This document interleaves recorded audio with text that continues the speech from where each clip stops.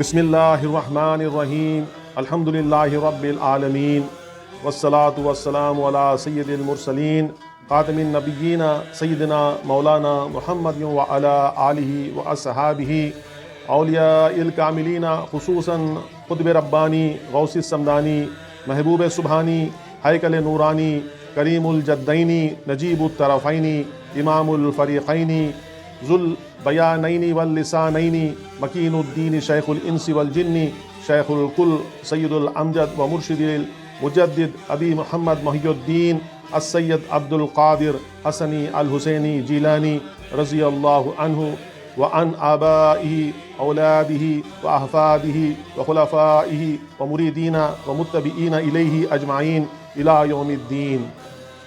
بادشاہ ہر دو عالم شاہ عبد القادر است، سرور اولاد آدم شاہ عبد القادر است.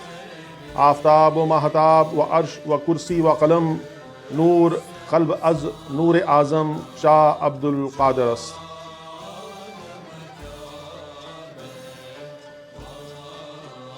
السلام علیکم ورحمۃ اللہ وبرکاتہ. محبوب سبحانی حضرت شیخ عبد القادر جیلانی رضی اللہ تعالی عنہ اپنے خطبے میں فرماتے ہیں، اے اللہ کے بندے، جد یعنی قطعی و یقینی بات جن کو کرنا مقصود ہو اس کو ہزل یعنی مسخرہ پن کے ساتھ نہ ملا، کیونکہ جب تک تیرا دل مخلوق کے ساتھ تعلق رکھے گا تو خالق کے ساتھ کیسے جمع ہوگا؟ تو سب کو شریک خدا بنائے ہوئے ہے، پھر تو سبب کے پیدا کرنے والے کے ساتھ کیسے رہ سکتا ہے؟ ظاہر و باطن کیسے اکٹھے ہو سکتے ہیں؟ اور تو جس بات کو سمجھتا ہے اور جس کو نہیں سمجھتا، اور جو خالق کے پاس ہے جو مخلوق کے پاس ہے، دونوں کیسے جمع ہو سکتے ہیں؟ اور تو کتنا نادان اور جاہل ہے کہ جو سبب کو پیدا کرنے والا ہے اس کو بھول گیا ہے اور سبب کے ساتھ مشغول ہو گیا ہے اور سبب کے ساتھ ٹھہرا ہوا ہے، اور جو مسبب ہے اس کو تو نے چھوڑ دیا ہے، باقی کو بھول گیا، اور جو فانی ہے اس کے ساتھ تو خوش ہے. اے اللہ کے بندے، تو جاہل لوگوں کی صحبت کو اختیار کرتا ہے، بس ان کی جہالت تیری طرف بھی بڑھتی ہے. احمق شخص کی صحبت بڑے نقصان کی صحبت ہے. تو ایسے ایماندار لوگوں کی صحبت اختیار کر جو یقین کرنے والے عالم با عمل ہیں. کیا اچھی حالت ہے ایمان والوں کی، اور ان کے تمام تصرفات میں کس قدر بھلا ہوتا ہے، اور وہ اپنے مجاہدات و ریاضات اور اپنے نفس پر اور خواہشات پر غالب ہونے کی وجہ سے کس قدر مضبوط ہوتے ہیں. اور اس لیے کہ نبی کریم صلی اللہ علیہ وسلم نے فرمایا، بشر المؤمنین فی وجہہ و حزنہ فی قلبہ، یعنی مومن کی مسرت اس کے چہرے میں ہوتی ہے اور اس کا غم اس کے دل میں. یہ تو ان کی اپنی قوت کی بات ہے کہ وہ مخلوق کے سامنے خوش ہوتے ہیں اور غم کو اپنے اور اللہ تعالیٰ کے درمیان پوشیدہ رکھتے ہیں. تو ایسے مومن کا غم دائمی ہوتا ہے اور ان کا فکر بہت ہوتا ہے، اور رونا زیادہ ہوتا ہے اور ہنسنا کم. اس لیے سرکار دو عالم صلی اللہ علیہ وسلم نے فرمایا، لا راحت للمؤمن من غیر لقاء ربہ عز وجل، یعنی مومن کو اپنے رب عز وجل کی ملاقات کے بغیر راحت نہیں ملتی. مومن شخص خندہ پیشانی سے اپنے غم کو چھپاتا ہے، اور اس کا ظاہر کسب و محنت اور مزدوری میں متحرک رہتا ہے، اور اس کا باطن اپنے رب کے حضور سکون پذیر رہتا ہے. اس کا ظاہر اس کے اہل و عیال کے لیے ہے اور اس کا باطن اللہ تعالیٰ کے لیے. اور وہ مومن بندہ اپنے اس راز کو اپنے اہل و عیال، ہمسایوں اور مخلوق سے کسی پر ظاہر نہیں کرتا، اور وہ سنتا ہے. نبی کریم صلی اللہ علیہ وسلم کا ارشاد، استعینوا علی امورکم بالکتمان، یعنی تم اپنے تمام کاموں میں چھپانے کے ساتھ مدد لیا کرو. بس اپنے کاموں کو چھپاتے رہو.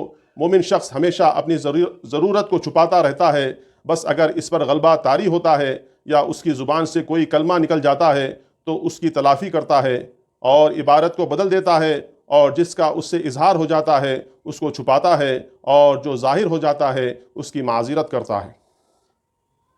مزید فرماتے ہیں، اے اللہ کے بندے، تو مجھے اپنا آئینہ بنا، اپنے دل کا آئینہ بنا، اپنے باطن اور اعمال کا آئینہ بنا. تو میرے قریب ہو جا.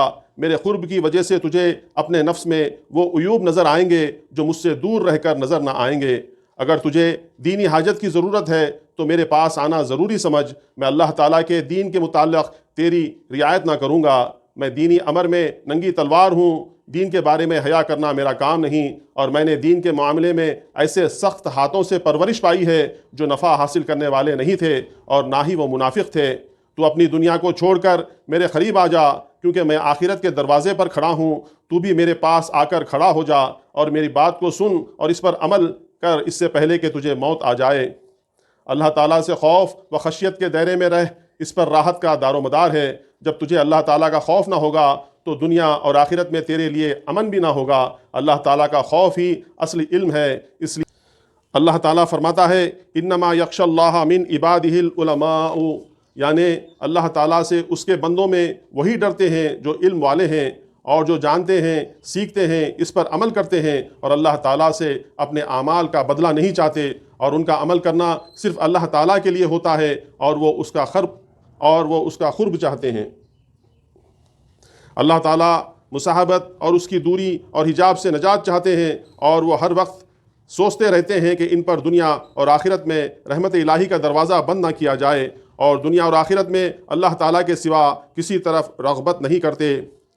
دنیا تو ایک قوم کے لیے ہے اور آخرت ایک قوم کے لیے، اور اللہ تعالیٰ ایک قوم کے لیے، اور وہ ایمان لانے والے، یقین رکھنے والے، معرفت والے، اللہ تعالیٰ کو دوست رکھنے والے، اس سے ڈرنے والے، رب کی حضور عاجزی کرنے والے اور غم زدہ اور شکستہ دل ہیں۔ تو یہ لوگ اللہ تعالیٰ کو بغیر دیکھے اس سے ڈرتے ہیں۔ اللہ تعالیٰ ان کی ظاہری آنکھوں سے پوشیدہ ہے اور ان کے دل کی آنکھوں کے سامنے ہے۔ یہ لوگ کیوں نہ اس سے ڈریں؟ اللہ تعالیٰ تو ہر دن نئی شان میں ہے، تغیر و تبدل کرتا رہتا ہے، کسی کی مدد کرتا ہے، کسی کو ذلیل و محروم کرتا ہے، کسی کو زندہ کرتا ہے اور کسی کو موت دیتا ہے، کسی کو مقبول بناتا ہے اور کسی کو مردود، کسی کو اپنا قرب عطا کرتا ہے اور کسی کو اپنے سے دور کرتا ہے، اور اللہ تعالیٰ جو کچھ کرتا ہے اس سے کوئی پوچھ نہیں سکتا۔ لوگوں سے ہی اللہ تعالیٰ ان کے اعمال و افعال کے بارے میں پوچھے گا۔ دعا ہے اللہم قربنا الیک ولا تباعدنا عنک وآتنا فی الدنیا حسنۃ وفی الآخرۃ حسنۃ وقنا عذاب النار۔ اے اللہ، ہمیں اپنا قرب نصیب فرما اور ہمیں اپنے سے دور نہ کر، اور ہمیں دنیا میں بھلائی دے اور ہمیں آخرت میں بھلائی دے، اور ہمیں عذاب دوزخ سے بچا۔ یہ خطبہ سیدنا غوث اعظم رضی اللہ تعالی عنہ 12 شوال 545 ہجری بروز منگل شام کے وقت خطبہ مدرسہ قادریہ میں ارشاد فرمایا۔